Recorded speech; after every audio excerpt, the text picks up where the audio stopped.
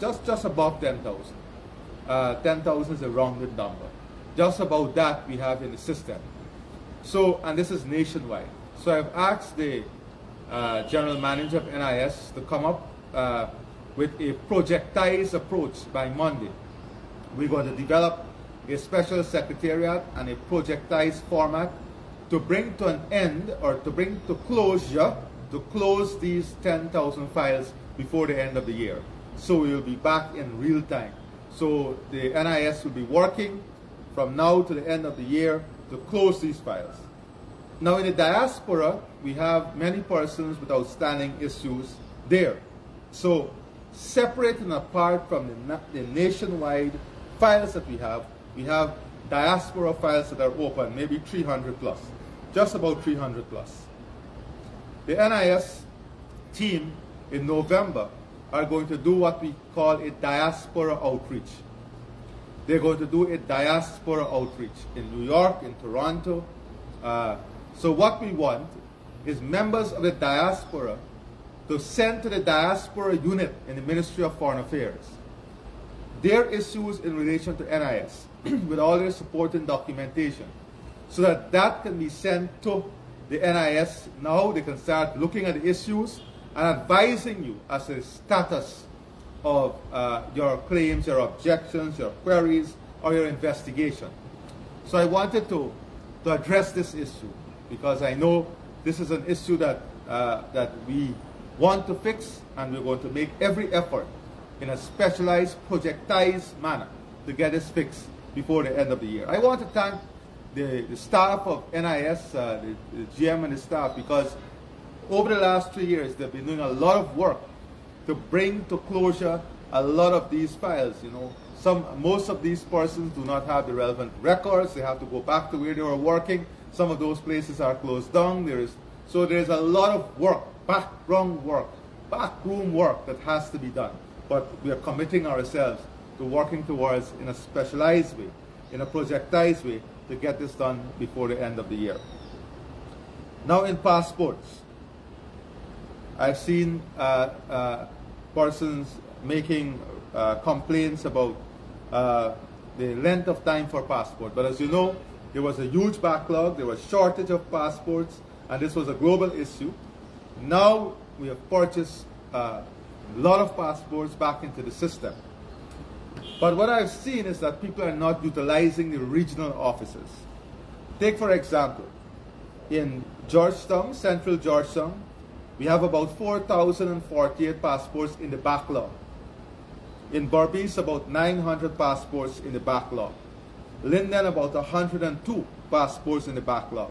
Anna Regina, 103. Porica, 45. Bartica, 5. When you take the totality of that and some here and there, we have a backlog of about 5,300 plus passports. Just over 5,300 passports.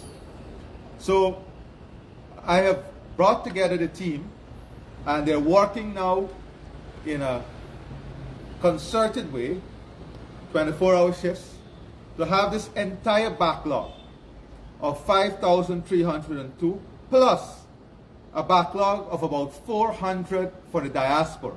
So that is about just over 5,700 passports in the backlog, nationwide and in the diaspora.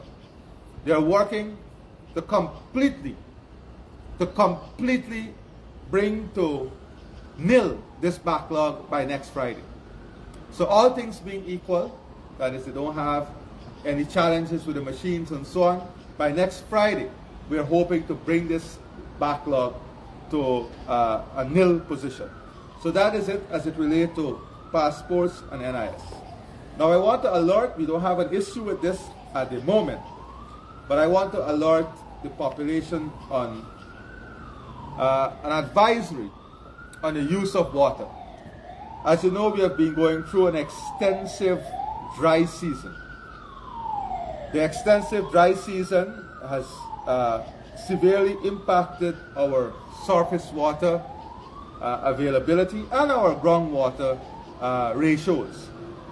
So what we have seen as a result of the prolonged dry season extremely dry season is that a lot of persons are also going to pipe water for gardens, for farming, for agriculture.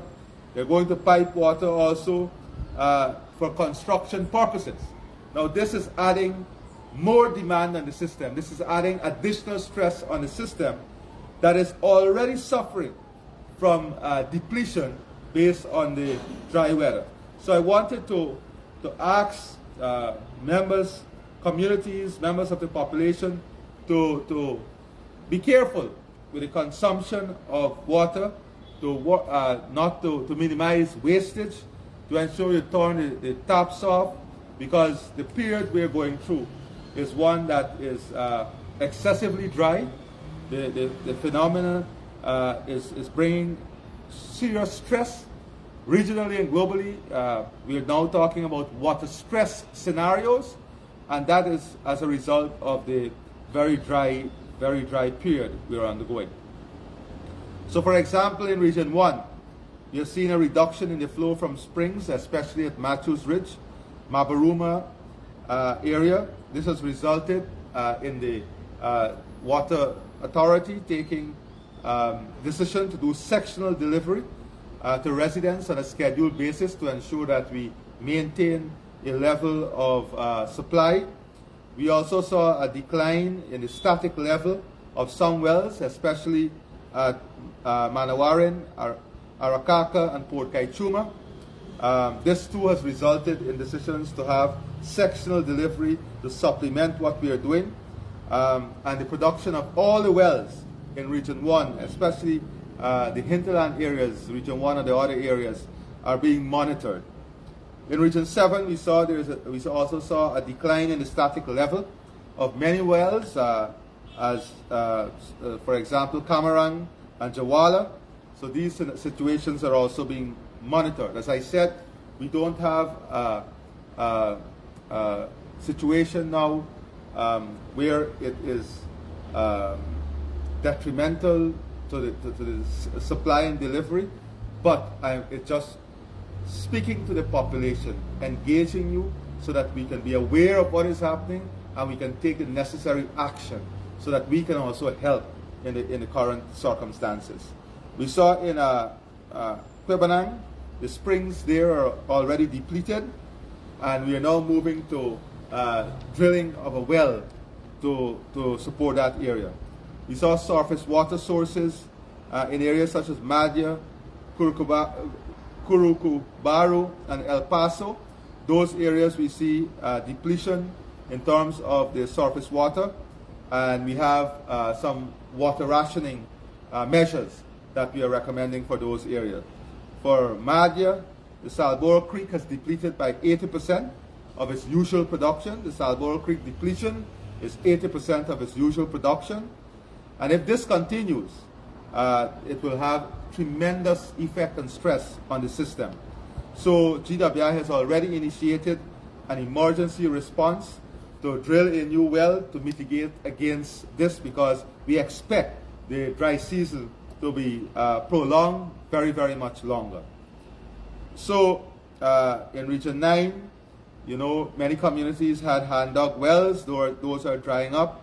And we have an expansion of the drilling of new wells to support the communities. But these wells were meant for household use. But these wells, because of the drying up of the surface water and the water in the creeks and water for agricultural purposes, these wells now are also supplementing the livestock, the agriculture, the farming, kitchen garden, all of this. So it's a lot of stress on the groundwater resource. So I just wanted to update the population on these three issues. One, not a full-blown issue as yet, but one that we are monitoring closely, that is water. But on the passports and the NIS, I wanted to update the population on the two steps we are taking that will bring tremendous ease and bring us to real time in relation to outstanding issues on these subjects. So thank you very much. And as I said, this is a government that will be in constant contact and connection with the people, letting you know exactly what is going on and what we're doing to fix things. Thank you very much, and God bless you.